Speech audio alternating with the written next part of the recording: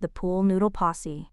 In the heart of the Wild West, where outlaws roamed and danger lurked behind every cactus, three fearless, mostly fearless women set out on a journey that would become the stuff of legend. There was Mabel, the self-proclaimed leader who had once won a pie-eating contest and never let anyone forget it. Dolores, the brains of the group, who carried a book titled Surviving the Wild West Without Dying Too Quickly. And then there was Ethel, who just really liked donkeys. Their mission? To deliver a mysterious package across hostile Apache territory to the town of Tumbleweed Junction. Their weapons of choice? Pool noodles. "Why in tarnation are we using pool noodles?" Dolores asked, eyeing the floppy blue cylinder she held. Mabel adjusted her hat. "Because, Dolores, they're lightweight, easy to wield, and I got a deal on 'em from Old Man Jenkins." Ethel patted her donkey, Captain Biscuits, and nodded. "Besides, nobody expects to get whooped by a noodle. That's the element of surprise."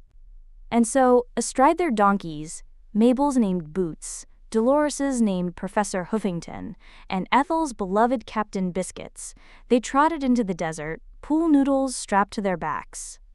The ambush. Just as the sun began to dip, a gang of outlaws appeared on the horizon.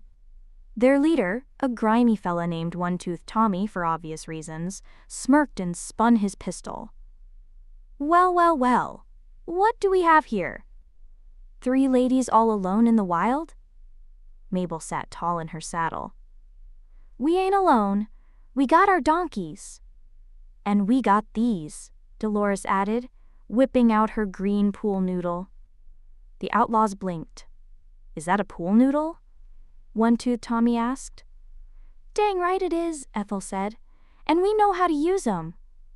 The outlaws erupted in laughter, but they made one mistake. They got too close.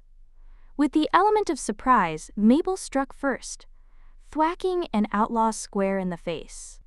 The rubbery noodle made a mighty swoosh, followed by a BOP. The outlaw staggered back. "What the?" Dolores spun her noodle like a samurai warrior, knocking hats clean off heads.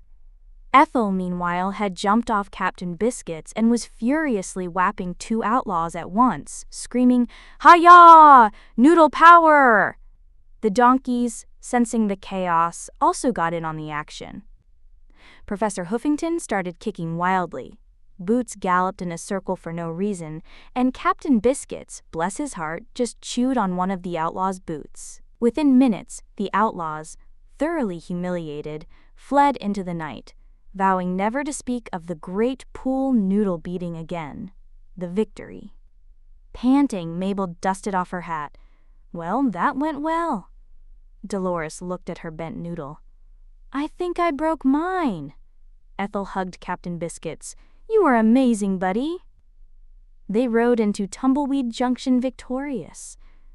A legend in the making. And while no one would ever take their story seriously, the Noodle Posse knew the truth.